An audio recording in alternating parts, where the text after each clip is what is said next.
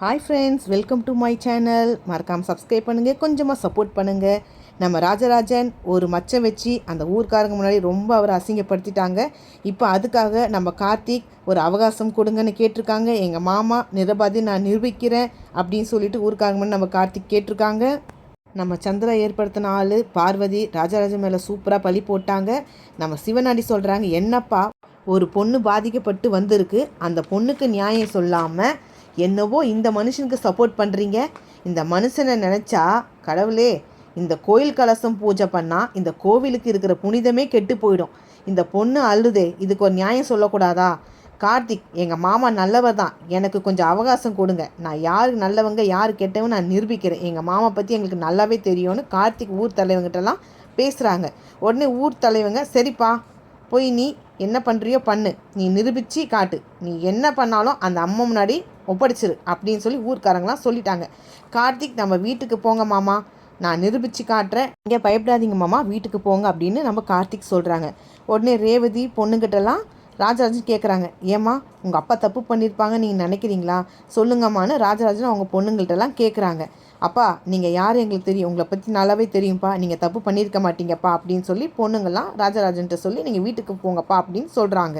உடனே கார்த்திக் ரேவதி கிட்ட பேசுகிறாங்க. ரேவதி, நீ வீட்டுக்கு போ, சந்திராவை கொஞ்சம் நோட் பண்ணு, அவங்க எங்கே போகிறாங்க யார்கிட்ட ஃபோனில் பேசுகிறாங்கன்னு கொஞ்சம் நோட் பண்ணு அப்படின்னு சொல்லி கார்த்திக் ரேவதி கிட்ட சொல்லி அனுப்புகிறாங்க. ரேவதி, சரி மாமா நான் பார்த்துக்கிறேன்னு சொல்லிட்டாங்க.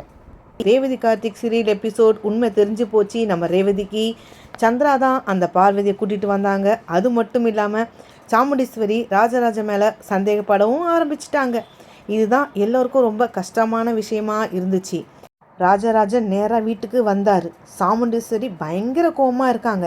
ராஜன் சொல்கிறாரு, என் மேலே எந்த தப்பும் இல்லை சாமுண்டீஸ்வரி அப்படின்னு சொல்கிறாங்க. அதுக்கு சாமுண்டீஸ்வரி, என்னால் எதுவுமே நம்பாமல் இருக்க முடியல, நீங்களா இப்படி அப்படின்னு கேட்குறாங்க ராஜராஜன் கிட்ட. இல்லைம்மா, நான் எந்த தப்பு பண்ணல, என்னை பற்றி உனக்கு தெரியாதான்னு ராஜராஜன் சாமுண்டீஸ்வரி கிட்ட சொல்கிறாங்க. நீங்கள் என்னை விட்டு வேறு ஒரு பொண்ணு கூட போயிருப்பீங்கன்னு என்னால் இப்போ கூட அதை நம்ப முடியல. ஆனால் அந்த நகை போனது கூட எனக்கு பெரிய விஷயமா தெரியல. ஆனால் எனக்கும் உங்களுக்கும் தெரிஞ்ச அந்த விஷயம் அவளுக்கு எப்படி தெரியும், அதை பற்றி சொல்லுங்கள். இப்போ அந்த ஊரில் இருக்கிற எல்லாருமே அந்த விஷயத்தை தெரிஞ்சுக்கிட்டாங்க. எனக்கு தெரிஞ்ச விஷயம் அவளுக்கு எப்படி தெரியும்? அப்போது எனக்கு துரோகம் பண்ணிங்களா? எனக்கு ரொம்ப கஷ்டமாக இருக்குது சொல்கிறாங்க நம்ம சாமுண்டீஸ்வரி. சாமுண்டீஸ்வரி, நீ கூட என்னை சந்தேகப்படுறியா? நான் அப்படிப்பட்ட ஆள் இல்லை, உனக்கு நல்லாவே தெரியும். எனக்கு உன்னை பற்றி தெரியுமில்ல, நான் எல்லோரையும் விட்டு உன் கூட வந்தேன். நான் போய் ஒரு பொண்ணை நினச்சி பார்ப்பேன், நான் சொல்லு சாமுண்டீஸ்வரி, என்னால் நம்ப முடியல, அது உண்மையாக பொய்யான்னு நான் தெரிஞ்சுக்கணும் அப்படின்னு சொல்கிறாங்க. அப்படின்னு சொல்லிட்டு போயிடுறாங்க சாமுண்டீஸ்வரி. உடனே சந்திராவுக்கு ஃபோன் வருது, முகமே மாறுது. இரு அக்கா, நான் ஃபோன் பேசிட்டு வரேன்னு சந்திரா வெளியே போகிறாங்க. ரேவதி பார்த்துட்டே இருக்காங்க.